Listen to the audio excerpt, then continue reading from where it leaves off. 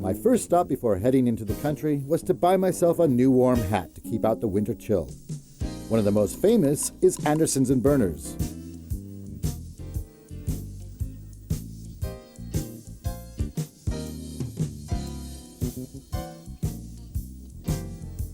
Here you can see true experts at work at a fascinating profession. Felts, wool, and all manner of fabrics line the walls. My hat maker, Stig, was waiting to measure me up. Stig is now going to measure my head. Some people would say it's very big. Personally, I think it's a normal head. Rolling. 60. Yeah. Then it was time for the action to start.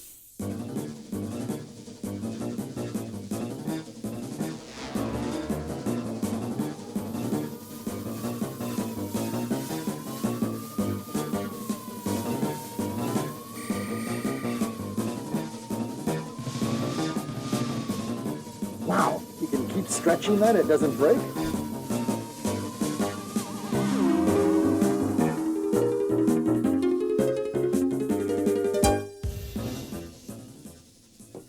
So while your head is finished. Whoa, all right. Now how does that look? You look good. All dressed up from head to toe, I made my way to a typical Danish home. In the dark, chilly winter months, many families retreat indoors and embark on a range of cottage industries. They make paper cutouts, local handicrafts, and even design unique jewelry and ornaments.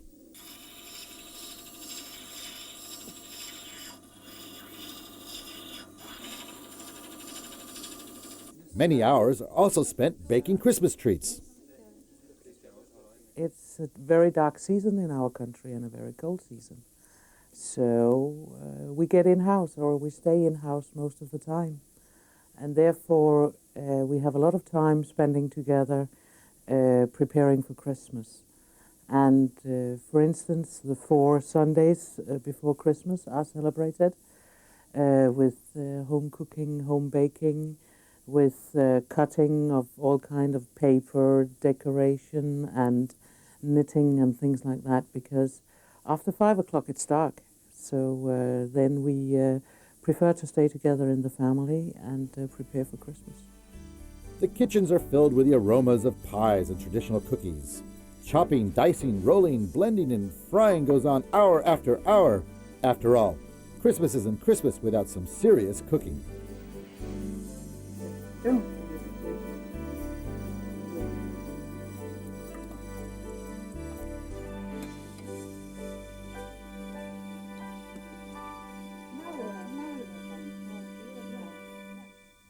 The next day, we made our way to the far south of Jutland to visit the farmhouse of Nina and Heinrich Loff.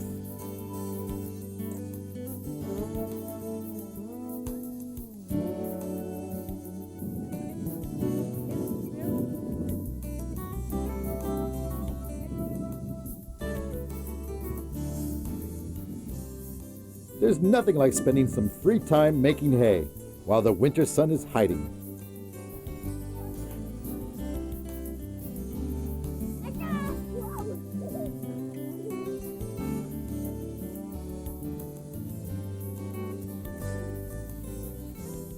Heinrich introduced us to the pigs that have the run of this ecological farm.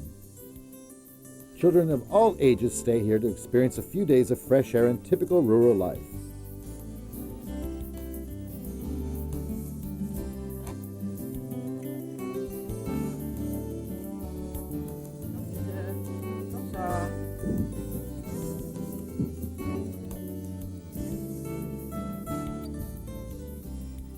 This is also the perfect place to search for the ideal Christmas tree, an important decision for most Danish families.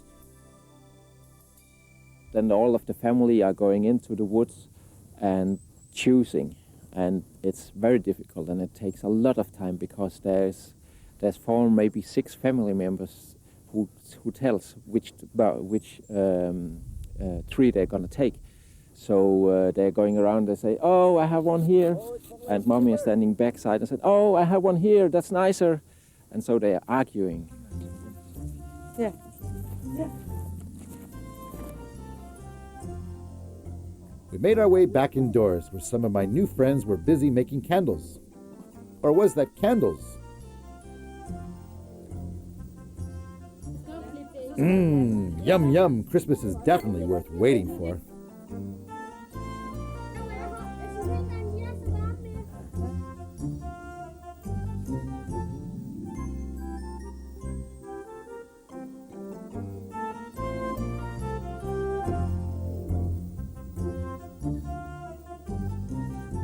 We only had a few hours left to buy a few last-minute decorations and presents for the big night. Then it was time for dinner. Okay, and tonight we will have roast pork and sugar potatoes.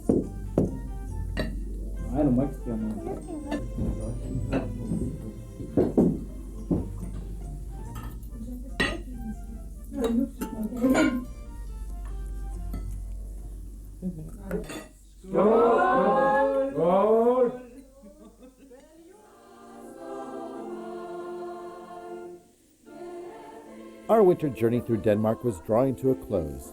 Midnight Mass echoed through the small church in Berdebro town. Everyone, it seemed, had ventured out to celebrate a very special time of year. The spirit of Christmas was to be our guide back home.